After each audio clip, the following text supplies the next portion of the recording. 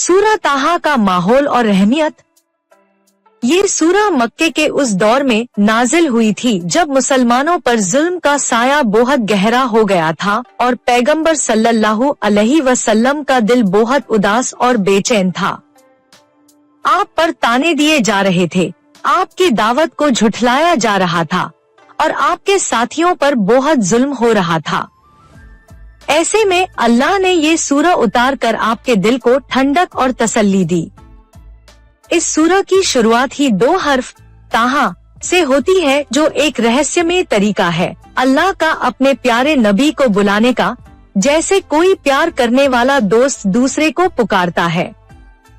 ये सूरह पैगंबर साहब को ये एहसास दिलाती है कि आप अकेले नहीं हैं, अल्लाह आपके साथ है और उसने आपको इस मुश्किल मिशन के लिए चुना है। सूरह के अंदर की बड़ी कहानी और उसके सबक। इस सूरह की सबसे लंबी और तफसीलदार कहानी हजरत मूसा अलैहिस्सलाम की है, जिसे बहुत ही दिलचस्प अंदाज में बयान किया गया है। मूसा अलैहिस्सलाम का बुलावा। कहानी शुरू होती है जब हजरत मूसा अपने ससुर की भेड़ बकरियां चरा रहे थे। अचानक उन्हें एक आग नजर आई। जब वो उस आग की तरफ जाने लगे तो एक पेड़ से अल्लाह की आवाज आई, ए मूसा, बेशक मैं ही तेरा रब हूँ। ये वो पाक जगह है जहाँ अल्लाह ने उनसे सीधे बात की और उन्हें फिरौन के पास भेजने का हुक्म दिया। मूसा अलैहिस्सलाम ने अपने हक में दुआ की ए मेरे रब, मेरा सीना खोल दे और मेरा काम आसान कर दे और मेरी जुबान की गांठ खोल दे ताकि लोग मेरी बात समझ सकें। अल्लाह ने उनकी ये दुआ कबूल कर ली और उनके भाई हारून को भी उनका साथी बना दिया। मूसा और फिरौन का मुकाबला। फिर कहानी बताती है कि कैसे मूसा और हारून अलैहिस्सलाम ने फिरौन के पास जाकर उसे अल्लाह के रास्ते पर आने का पैगाम दिया। फिरौन ने घमंड में आकर उन्हें झुठलाया और अपने जादूगरों को बुलाया। मैदान इज्दो में जब जादूगरों ने अपनी रस्सियां फेंकी तो वो सांप बनकर दौड़ने लगी, लेकिन जब मूसा ने अपनी लाठी फेंकी तो वो एक बहुत बड़े सांप में बदल गई जिसने सारे जादू को निगल लिया। ये देखकर जादूगरों को सच्चा ईमान आ गया और वो सजदे में गिर पड़े, चाहे फिरौन ने उन्हें सूली पर चढ़ाने की धमकी भी क्यों न दी। बनी इसराइल की निकासी और फिरौन का अंजाम। आखिरकार मूसा अलैहिस्सलाम बनी इसराइल को लेकर मिस्र से निकल गए। फिरौन ने अपनी पूरी फौज के साथ उनका पीछा किया।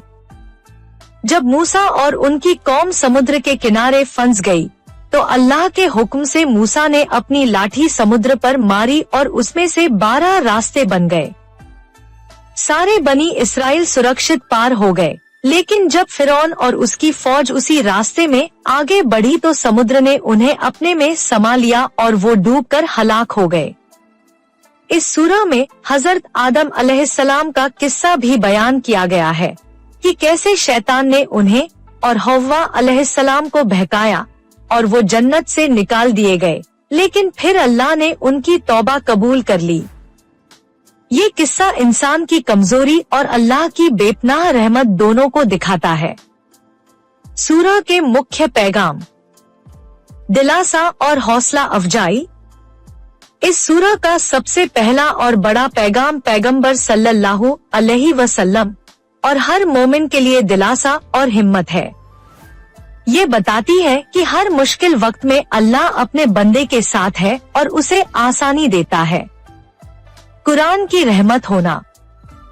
सूरह में कुरान को एक रहमत और याद दिलाने वाली चीज बताया गया है। ये उन लोगों के लिए हिदायत है जो अल्लाह से डरते हैं। आखिरत का यकीन। ये सूरह बहुत जोर देकर कयामत के दिन का जिक्र करती है। उस दिन इंसान का अपना ही अमलनामा उससे बात करेगा और हर शख्स को उसके किए का बदला मिलेगा। घमंड की बर्बादी। फिरौन का किस्सा बताता है कि दुनिया की कितनी भी बड़ी ताकत क्यों न हो, अल्लाह के आगे उसकी कोई अहमियत नहीं।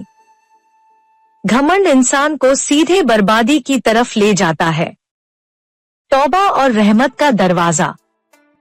हजरत आदम के किस्से से सबक मिलता है कि इंसान से गलती हो सकती है, लेकिन अल्लाह का दरवाजा हमेशा खुला है। जो कोई सच्चे दिल से तौबा करे, अल्लाह उसे जरूर माफ करता है। सूरह ताहा की आज के वक्त में अहमियत। ये सूरह आज के हर मुसलमान के लिए एक जिंदा सबक है। जब भी किसी के सामने कोई बहुत बड़ी मुश्किल आए, उसे ये सूरह याद आनी चाहिए।